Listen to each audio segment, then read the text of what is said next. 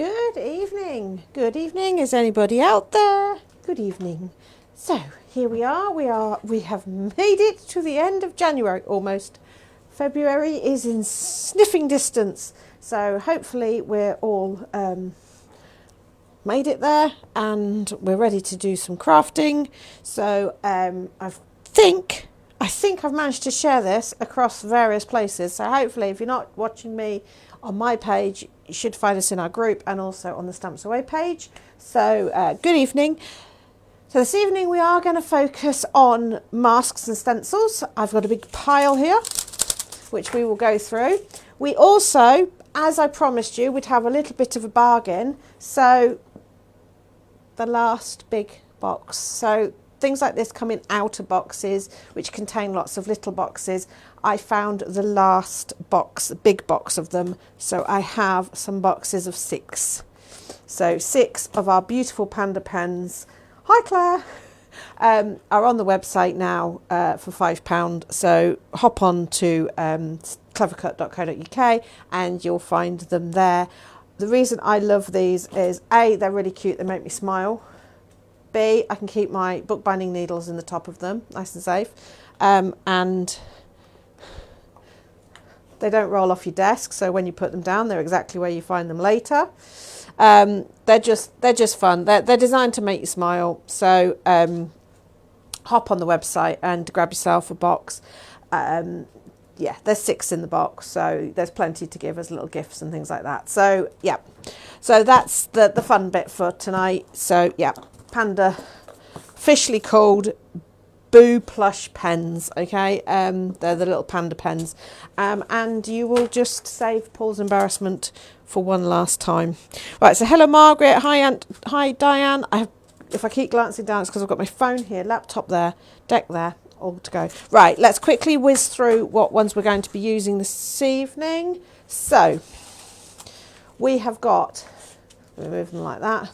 So bingo, lots of love, puzzle, steampunk, trellis, small polka dots, scaly, stir it, doodle daisies, circles. Don't all wince when I say this one. Snow is falling. I've chosen this one because I love those dots. So ignore the fact it's called Snow is Falling. Gone to Pieces, a bit like me. Czar, butterfly floral frame, and tribal. They are the 15 masks we're going to be using this evening. And I'll lay some of them out there. And for the next 48, let's be a bit, right, till the end of Sunday night, these will all be £2 each on the website instead of £3.49. And the eagle-eyed amongst you might spot that there is a bundle of them all together with a even greater discount. So catch me in a generous mood. Okay, so we're going to have a play with these. Now, many moons ago, I did 2 DVDs called Marvellous Masks and imaginatively Marvellous Masks 2, where I went through loads of different techniques that I developed using masks and stencils. So we're going to revisit some of those today and I'll get them up on YouTube so you can watch it on the big screen. Hi Denise. Hi Julie. Yeah, so I'll get them up on the big screen. So I'll get them onto YouTube so you can watch it on the big screen. I will try and see if I can get the old DVDs up on YouTube in one way or another. But let's address the most important question you often get asked. What is the difference between a mask and a stencil? Okay, one mask, one stencil. If I ink through a stencil, I get my design. If I ink through a mask, like this,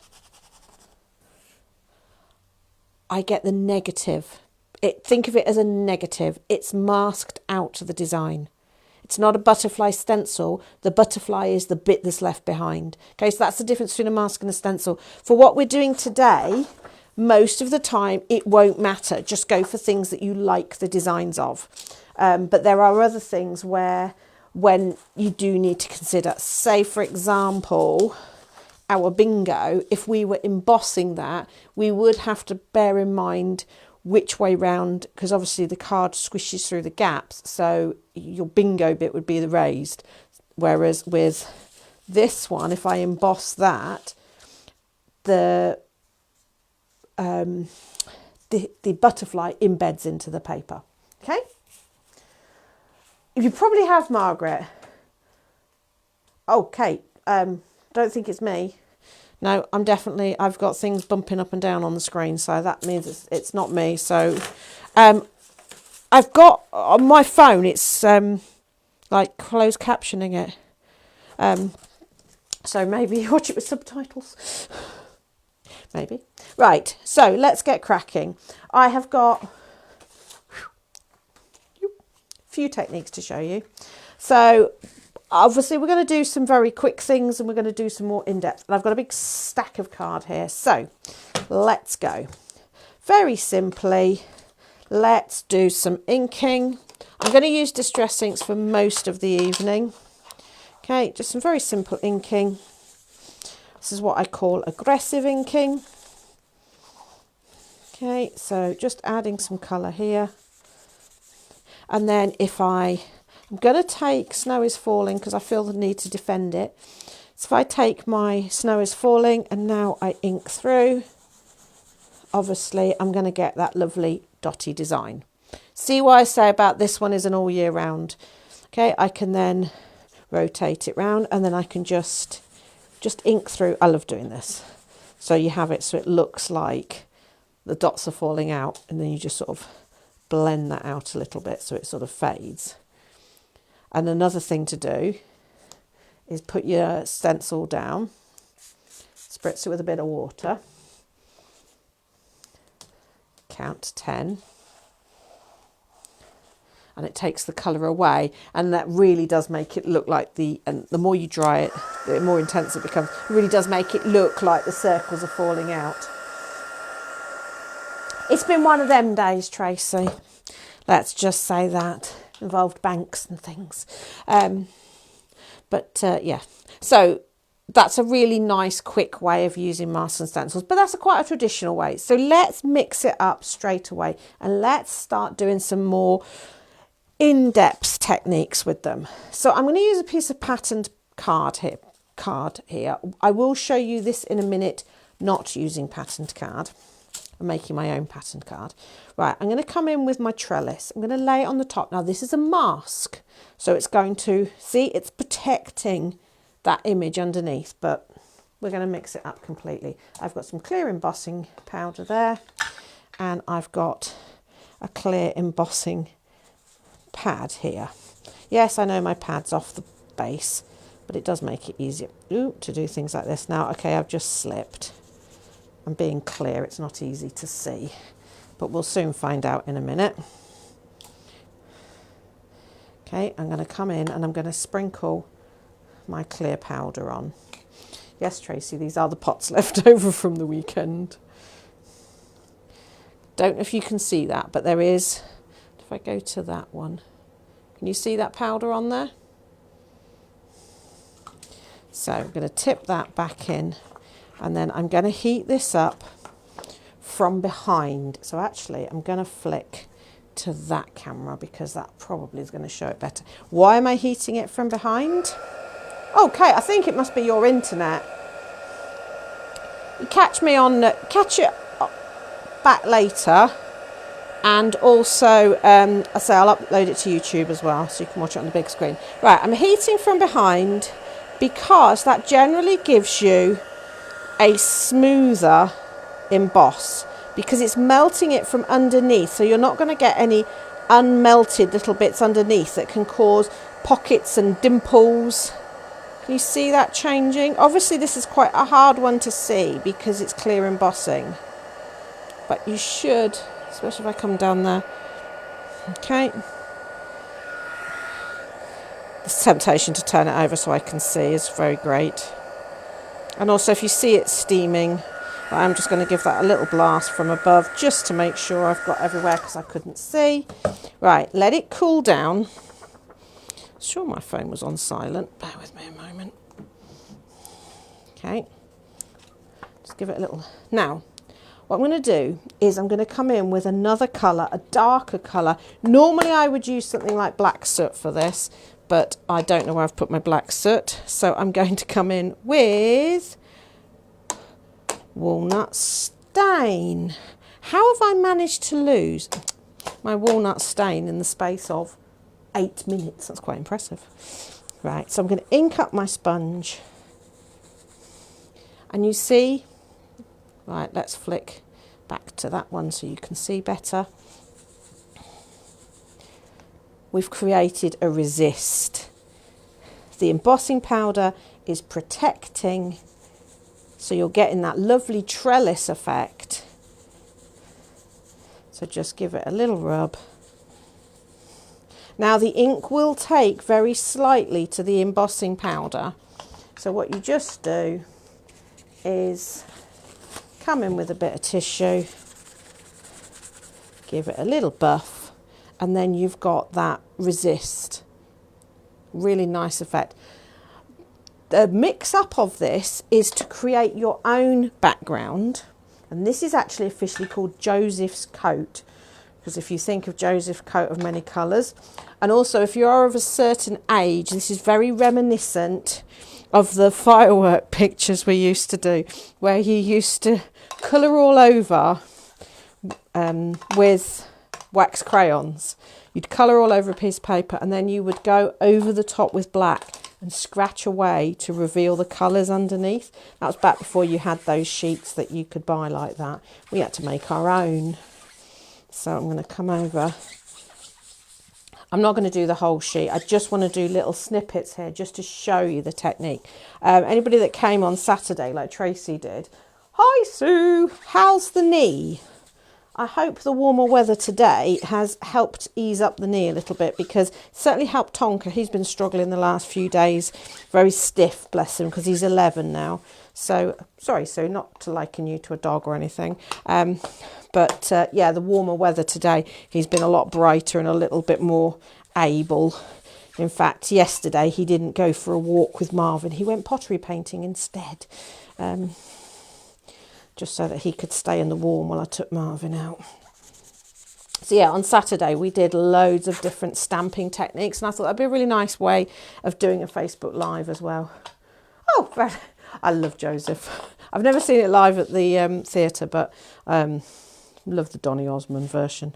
Right, so now if I was to do what we've just done with the pattern paper onto here, I would find my embossing powder would stick everywhere. So what I need to do is I need to anti-static or take away some of the moisture. So secret ingredient, do not judge that it's Waitrose. I just happened to be in Waitrose and I needed some. So I'm just dusting this with a bit of corn flour.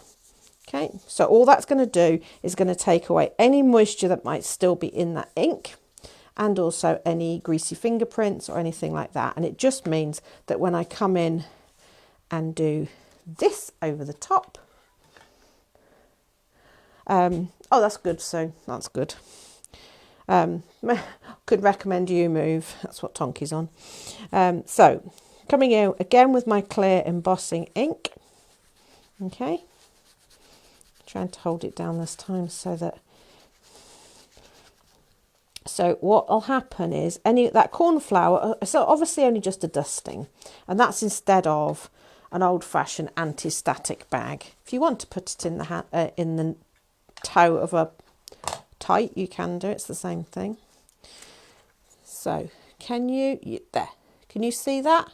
So that's where the ink is. So again, I am going to just knock off the corn flour off my sheet there, just because I don't want it getting into my embossing powder when I tip it back in. So embossing powder all over. So this is exactly the same as with the pattern paper, but I've made my own paper. And to be fair, I should have been a little bit more adventurous there and done some stenciling on top of the colour and things like that, which obviously you can do, as long as once you've finished that base layer, you dust it with your corn flour. Right, I am going to heat from above just for speed, but officially you should heat from underneath, because you'll see it's not as smooth.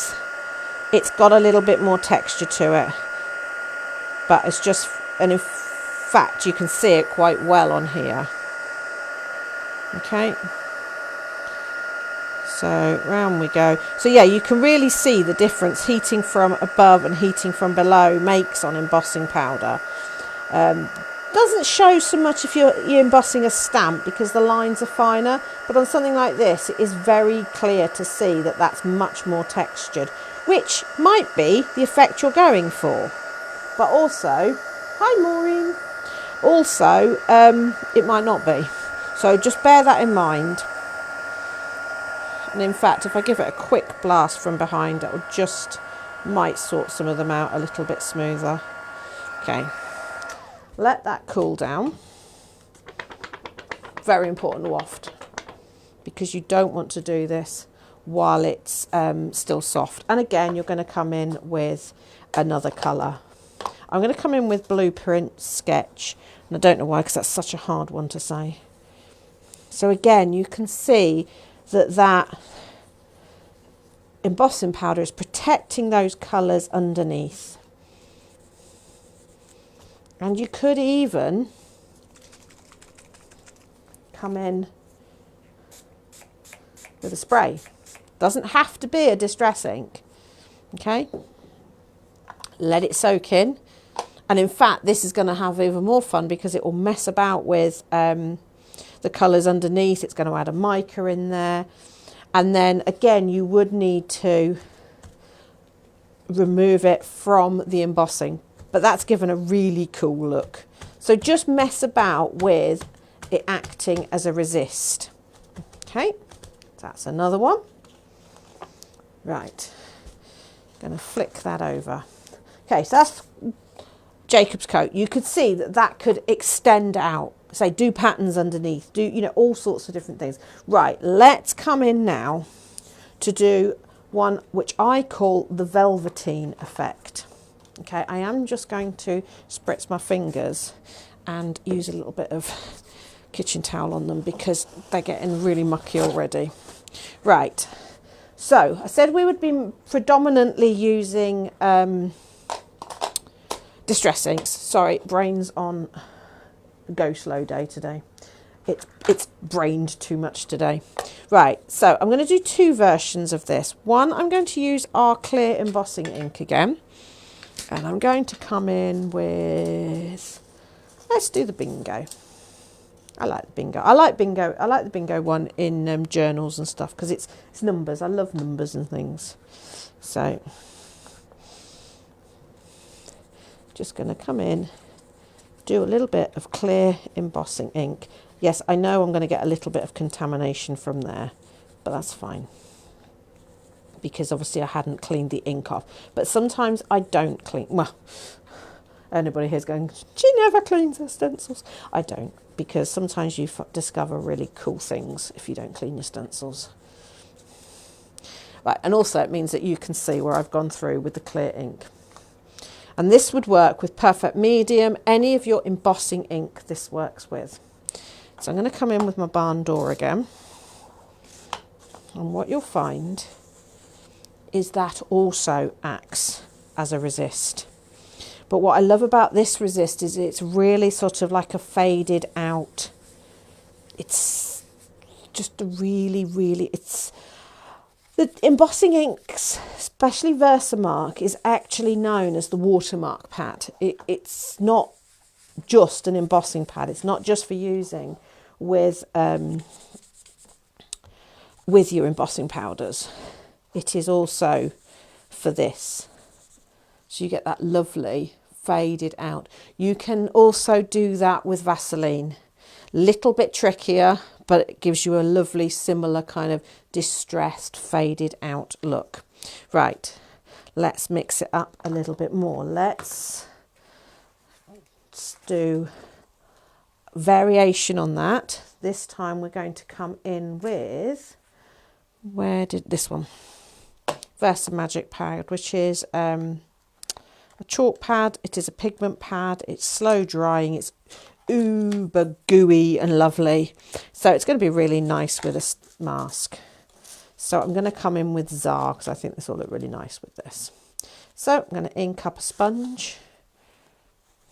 Now this is a pale colour. If you've got a really, really pale one of these ink pads, that looks really cool as well. Now, because this is a pigment ink with a different base to it, you can play with that, and that's what we're going to do with this. So we're adding this colour. Okay, so it's going to be quite subtle. I mean, it's got a bit of colour. Okay. I mean, that's really cool, nice like that. But now we're going to come in with a distress ink again. So this is taking a dye-based pad, and we'll go with Blueprint Sketch. Why do I keep picking that one when it's the hardest to say? Now, don't know whether this will pick up on screen. So obviously you can see it has acted as a little bit of a resist. So if you look here, we've got the white circle and then the pale blue. And then when we come in with the dye-based ink, obviously that chalky pigment ink has resisted it a little bit, but also it might be really hard to see on screen, but I'm just going to buff that up a little bit. It makes it look velvety, which is why it's called the velveteen technique. It actually looks, let's see if I can, it actually looks a little bit almost like it would have a fluffy texture. You have to take my word for it if you can't see that on screen, but it really does. It gives a lovely soft linen-y feel to it. So that's a really, really nice. So that's the velveteen technique. Okay. Oh, she's crossing off. Right. Let's remember something else about these wonderful masks and stencils. Excuse me, I've just got to get an archaeological item from under the counter. Here it is, my lovely Grand Caliber. Okay, so obviously masks and stencils emboss. They emboss beautifully. So let's just take that one we've just done. So we put it on our base plate. We put our, I was going to say tan mat. That's far from tan. Your embossing mat, okay? And then you wind it through. Or, if you fancy, you can press a button. No, I still have to wind. You'll see why I wind in a minute. And you're going to get... I know it takes a little bit longer winding. Just going to move that to one side for a minute. And you get fabulous embossed, which you can, of course, come in, ink, etc., etc. Let's play with that concept a minute. So, first of all, I'm going to ink up a piece of card. I'm going to go with that one I can't say. You can go and do dinner, that's allowed, Denise. Can't let people starve. Well, you know, it is crafting. Now, if I wasn't on catch up later, I'd say let dinner go. But, you know, as you can catch it up later, it's absolutely fine. Right, so, add a bit of colour there. Come in. Add a bit more texture. You know, just because I can. Okay. And then bring your mat back in. Pop it on top. Mat on top. Now, when I do techniques like this, this is when your tan mat, your embossing mat might get a little bit mucky. So, but you can clean them. They just, or if you're really worried, just put a little bit of thin, even baking parchment or something. It will affect your depth of your emboss, but if you're worried about your mat because you like doing white on white and you can't always remember to have a clean side and a dirty side, just something, even a little piece of tissue or something, just that's going to protect your mat a little bit. I mean, I don't mind. You're probably shocked by that piece of information. It is very much like Connect 4, yes. We have giant Connect 4, so don't worry. It's not one Paul's got out today. He's taken the 10-second challenge out, which is really hard. He does it ever so easily. Right, so we've got a bit of embossing here. So we could come in and ink that again, or we can take an old bit of sandpaper and we can sand it back. So anybody remember Basil cardstock coordinations which had a different colour in the core? You can basically make your own versions of that. Okay, so embossing and sanding. Evening. Right. Okay. So, bit of sanding. I didn't write that one down. Okay, let's carry on playing with embossing. Now for this I want to get myself a grade of colours. Okay, that'll do. Right, I'm going to mix up the stencil here, the mask. Ooh, let's go with this one, I think. Right, so with it down on the table, apply some ink to it. Okay, the reason I'm not dragging on this one because it's got all these little pointy curly bits, so I'm not dragging my ink pad across, but sometimes I would drag my ink pad across. Okay, right, I don't know what I've got my mats balancing on, a glue stick I think. Right, put a piece of card down. Okay, embossing mat. So for whatever your machine is, just pick the right place. You know, you'll have ones for embossing. Okay, wind it through. Here we go. Oh, arm's tiring. There we go. Although I am a little bit tired because Paul left at 5 o'clock this morning. And obviously didn't leave quietly. Okay, so we've got the normal embossing on that side. But this side, we've got that colour embedded into it. But let's play with that. So what I've got is I've picked up some colours and I've sort of, well, I was going to sort of build up the colours, go from lighter to darker, but actually I muddled it right up because I wanted a bit of mustard seed in there. So, ink up your sponge. Love a bit of squeaky card. See, because you've put that colour in the bottom there, you're already getting a really nice, interesting look. Because we know distress inks like to work together. They like to blend. They like to just have fun. Okay, I am going to do another bit of that colour I can't say, just to add different tones, different depths. I know it's a similar blue, but it just adds a little bit more oomph. And then mixing to a different sponge because I am going to go back to mustard seed. And you can tell this is my mustard seed.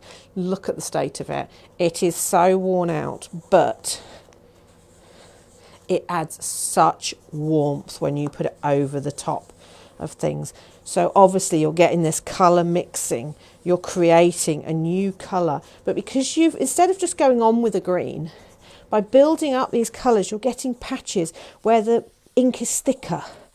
You know, you've got more of the blue. You're getting these wonderful tones. Okay. So once you've got the base colour that you really, really want, yeah, it just... right, okay, I'm going to show you something. Where is it? It's gone. Probably because I put... Oh, I know. That is the one and only Distress Oxide I own. Just saying. It should do.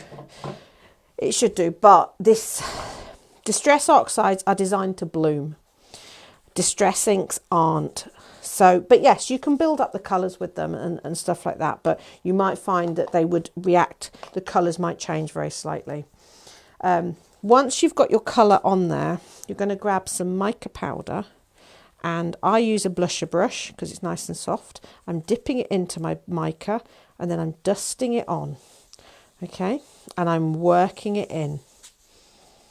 And Leonie used to laugh. I had a very special blusher brush for this technique, and the middle bit there was worn flat from doing this, but it was absolutely perfect because it worked the mica in, but then polished at the same time. No, not that one. Why have I gone to that one? Don't want to go to that one. I want to go to that one. I want to go to that one. Press the wrong button. Look at that. That shimmer. And you see you've got all those tones underneath. So that I call patina. And play with your colours on that one. So, patina. Okay, keeping with my die cutter, before I put it away and we move on to something else, I'm going to save that. That goes to the bottom of the pile. Right. Now, I apologise to anybody that's followed me for any length of time because you will have seen this 100 times. But there's always new people out here. And this still is one of my favourite techniques that I do with masks and stencils, and it is where I use it to make a faux handmade paper. So let's go with, what haven't we done yet? I know this one always works lovely. So take your mask. This does work better with masks. You want more holes and things, but it's not the end of the world. Masks, stencils, it'll work the same. Just take some cheap old tissue, okay, and lay a few layers across, okay. The cheaper, the better for this, okay. Just laying it across, and you want about 3 or 4 layers of it, okay. And then you're going to come in with some sprays. Now, I do like to use mica sprays for this, just because it adds an extra. But this could be any of your sprays. I'm going to add, I've got one that's just golden. It's got a bit of extra sparkle in it. Okay, and again, you could ink the mask beforehand and doing this. Okay, then on with your... This is why I am not precious about my embossing mat. Okay. Lift it up. And also, this is why I don't have an electric machine.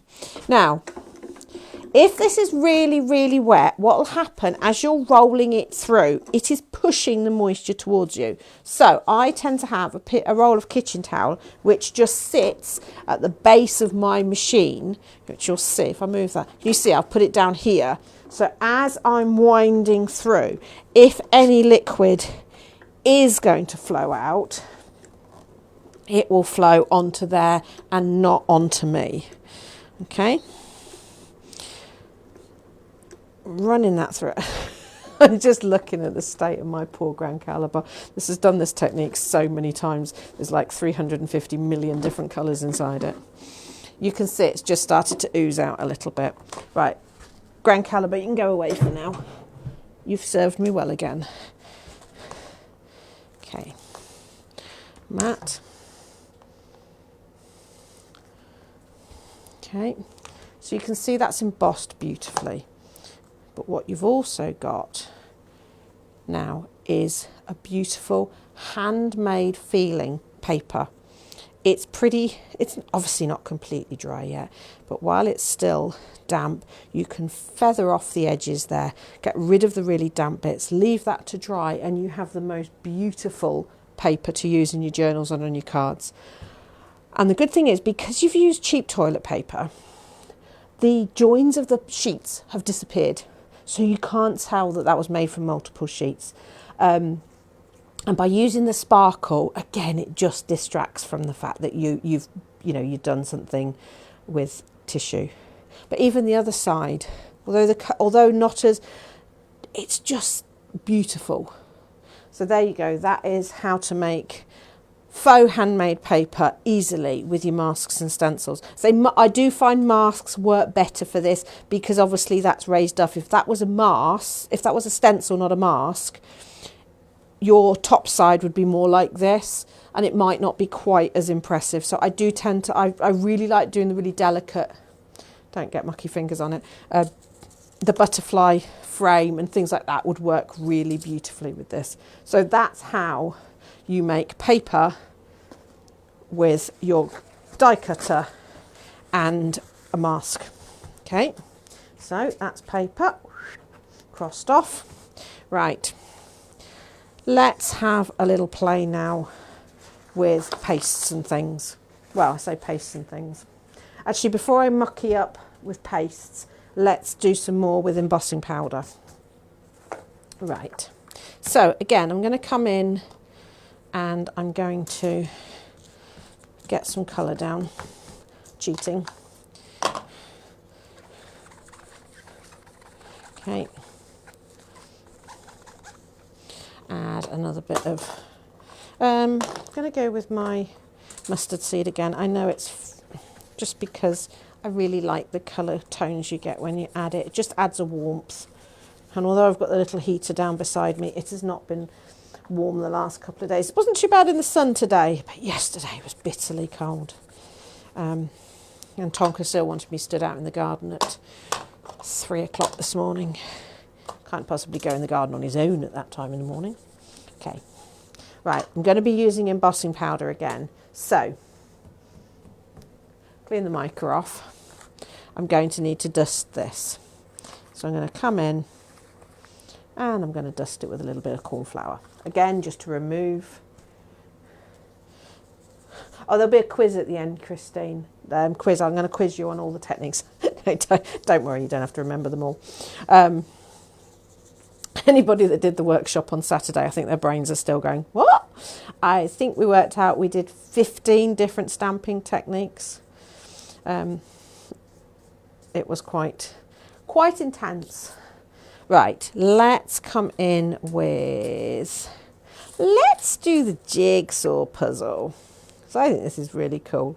And Paul did really well to make that look. You can't see, because also if you think about a jigsaw puzzle, there's no way you can make a stencil that's not going to fall apart. So he's had to overlap it, but he's done it in such a way that it looks really cool. Right.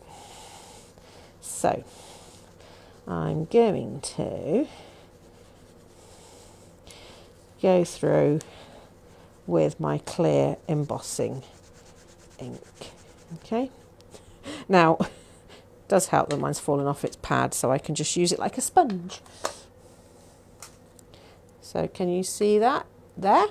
Right, so this time I'm not going to come in with clear. I've got this lovely pewter. Pewter says no.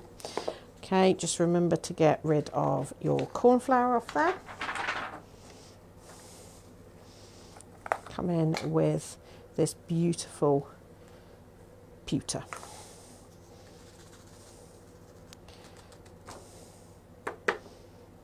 Okay, and that's the advantage of using your corn flour. Although probably still a little bit strays there, but that's fine for this technique, because this is a distress technique we're doing. Okay. So heat set this. Now, being pewter, it is a black colour, but it has sort of like a silvery tone to it. Okay. So just heat setting that. Again, I should do this from behind so it's nice and smooth. But again, for this technique, I want it to be nice and distressed. Right, guys that are too far away, have you spotted, well I know Elsbeth have you spotted the online workshops? I know it's not quite the same as being in the classroom where I can actually shout at you, stop me throwing things in the bin and things like that, but it's the next best thing. I have a junk journaling one coming up. I also have put on a bookbinding one. This is aimed at those people that already have the bookbinding stuff and either don't have the confidence to do it on their own, or just want a refresher, or have got questions. So they're on the website under the classes, same as where you'd find the in-person ones. There are the online ones. So I will get some more ones up, including maybe a masks one and stuff where you can buy a kit and then you can craft along. The one we did a week or so ago was ever so popular. I thoroughly enjoyed it, and I think everybody enjoyed it as well. So, and it's also, don't think you have to be there specifically. Yeah, you have, Elaine. Have you joined the group as well? Because what we do is we have a special Facebook group just for the workshop, but it means that you can watch back at any time, and you don't have to remember everything. It's there for you to watch time and time again. Right, so what I did there was I put the mask back over the top and I just added a little bit of embossing ink. I just sort of dusted it off. I didn't put any more on my sponge. I just sort of caught the edges so that when I dust the mica on, it's not sticking everywhere. But obviously, although the clear embossing ink would hold the mica in place because it would activate the binding agent, if I heat this, it will sink in and be 100% secure. Okay. And the nice thing with masks and stencils over stamps is the fact that you can reposition them, and then you get that fabulous distressed look there, just where it's caught little bits. And you can do that with different colours of embossing powder as well as mica. Okay, so that's using it with another way of using it with embossing powder. Why did I do that? Ooh, look at the mess. Right. Yes, do, Jack, because yeah, there's all sorts on there, but there's only 2 onlines at the moment. We're gradually building it up. I'm still, truth be known, I'm still learning my way around making it accessible and, you know, something that everybody can get stuck into. Right, let's start playing with some pastes and things. One of my favourite pastes to use, and I haven't actually got any at the moment, is ready-made filler. Yeah, not any fancy thing. I use ready-made filler a lot, but you can also make your own paste. You can mix corn flour with acrylic paint and glue and make coloured texture paste and things like that. And what I like about that particular paste is, where's my glue gum? Is it's kind of self-leveling. It rounds off, so it gives it more of a moulded look.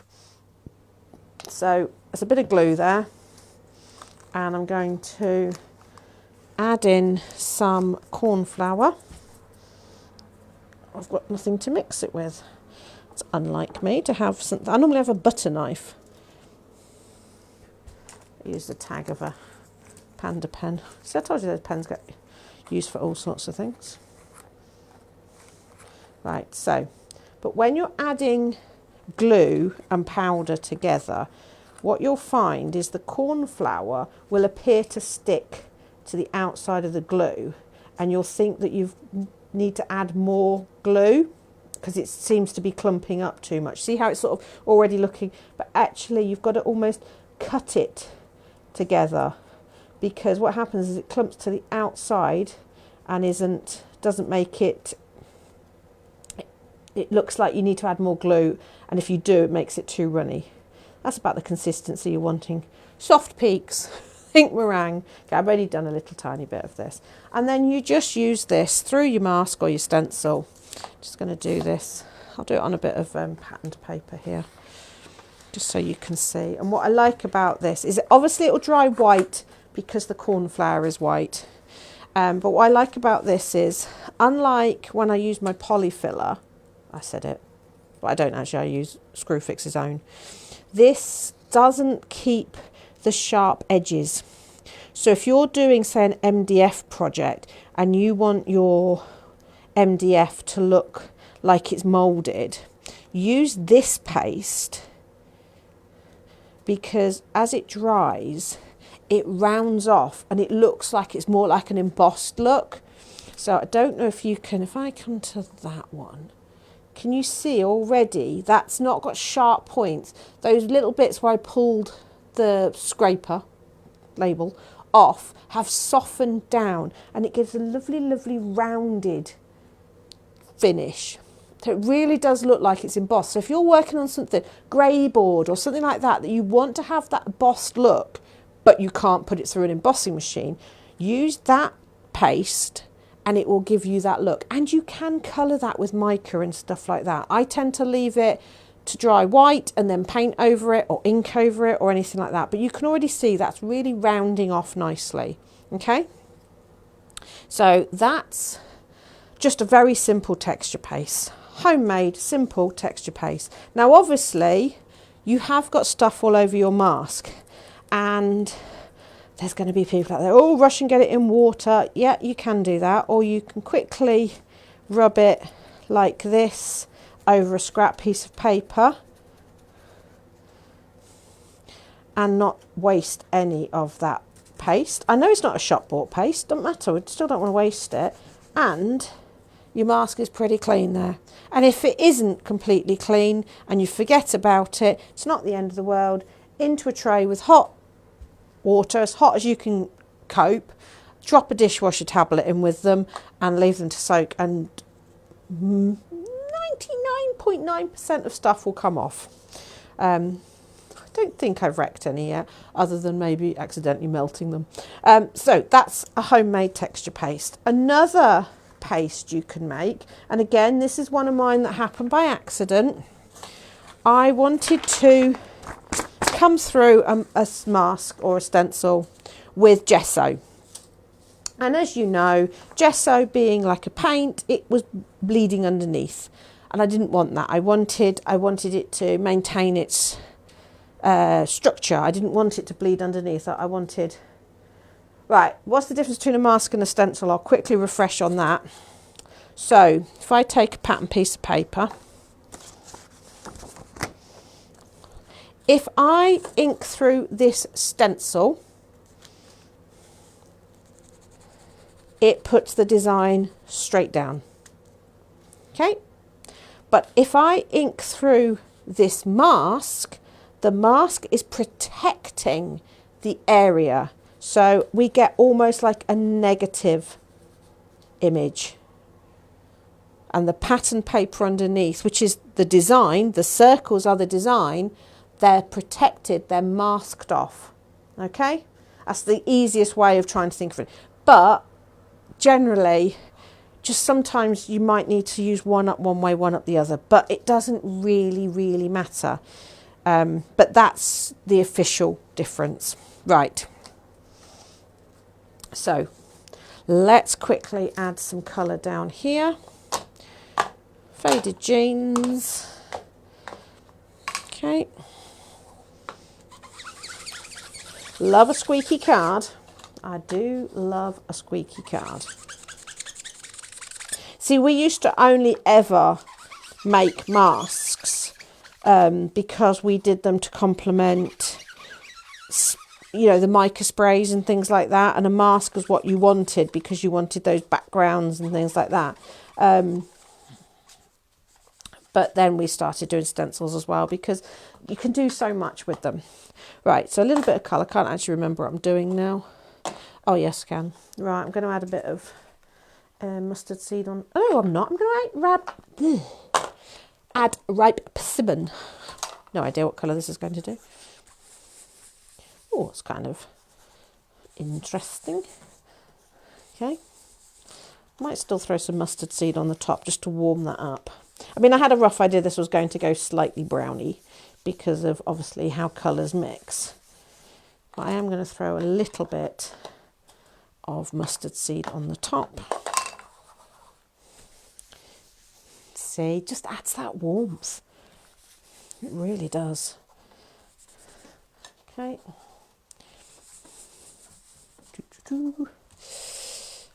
Yep. Right. So I want to put a design over the top of this. Yes, use this one because I haven't done this yet. Right. Now, if I was to just come in with my white gesso, I would have to put it on with a sponge, and you'd have to do that sort of stippling. And there's always a danger it's going to bleed underneath. So one day I was sitting there thinking, well, you know, basically I need to thicken up my gesso. I need to make it more of a paste so it's going to hold its shape.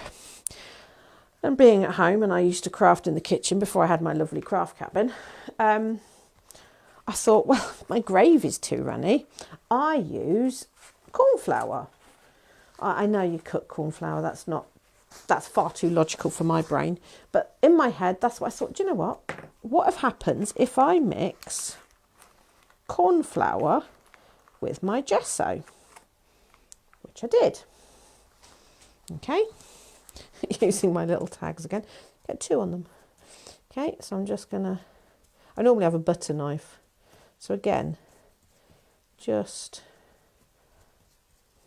You can see it looked like it was too thick, and it was basically because it had clumped the outside of the gesso. Right, and then, obviously I'm only mixing up small amounts here.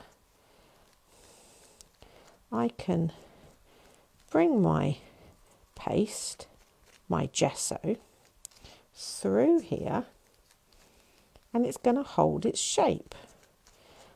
But 2 things happened. One, you get a capillary action. Anybody from your science at school? The colour underneath, if you've made your own background, the colour underneath, being distress ink, gets reconstituted and it starts to flow up and soak into your paste. So you get this really lovely washed out look and colour coming through. The other thing is, as it dries, it crackles and you get the most amazing crackle paste. So that's just using your corn flour mixed with your gesso. You can create your own crackle paste. Okay, works with chalk paints as well. Right, so looking at the time, I think we've got time for one more idea. Okay, I'm going to move that under there because that will need to, again, I would rub that off on a piece of paper, same as I did a minute ago. Right. Okay, I'm going to do this here because let's do a sort of a build up to this, because this was traditionally what masks were designed for. You'd have your mica spray and then you would do delicate little, the flick of the wrist was very important, and you would get this lovely background. Okay, nice, simple. You'd dry it and away you'd go. Problem with that is if you went too heavy-handed, it bled underneath and things like that. But you go, you've got a nice background there. You also have got this, which you could then press it down onto it. Okay, think jelly plates. Obviously this was all before jelly plates came out as well.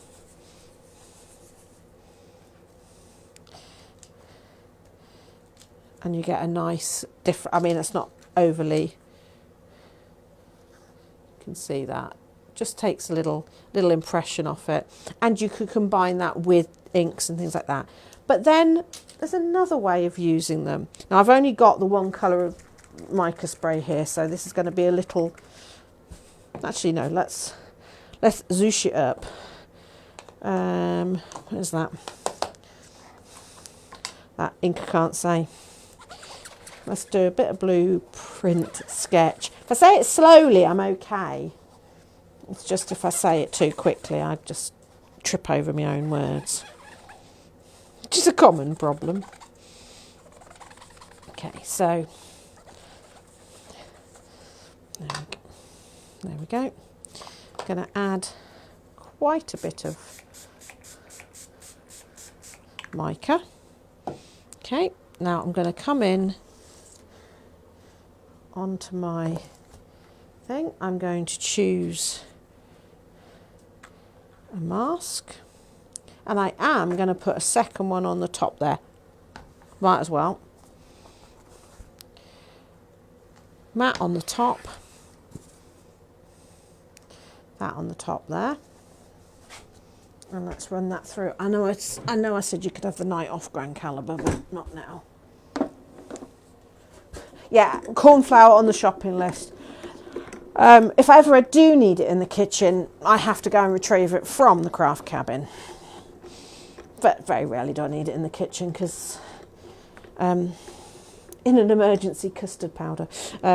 But yes, cornflour is a great one. Just for the dusting as well, you know, using it as an anti-static. So you can see already we've got something going on here. So that's the waste. And then what it's done here, because this is the one that's embossed. This wasn't embossed. This was just flat.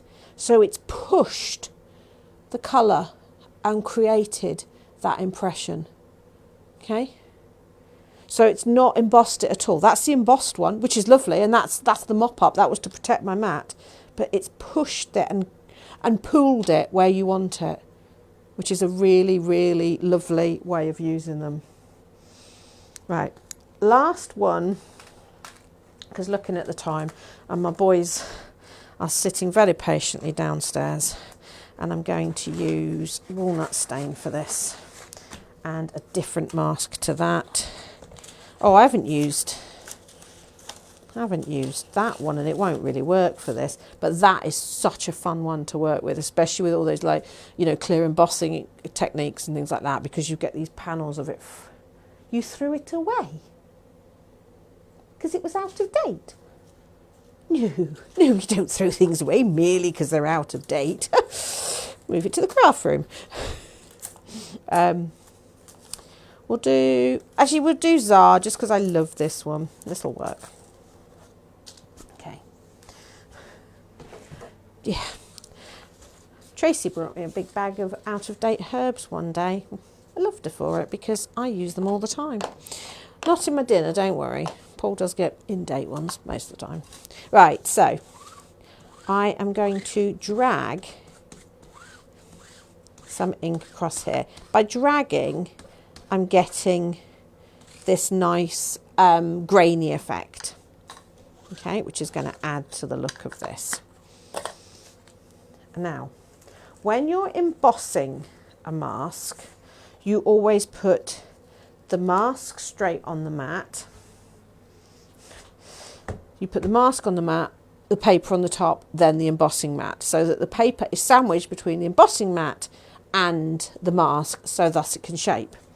This time we're going to put that straight down on the plate, and then we're going to put our inky straight down there. And then all our tan mat is doing this time is spacing things out for me. So you could do this on your cutting setting rather than your embossing setting. Okay, and run through. And now what we've done is we've converted our die cutter into a letterpress. We've converted it into a printing press. So all it's doing is applying pressure to lift that ink off. Okay.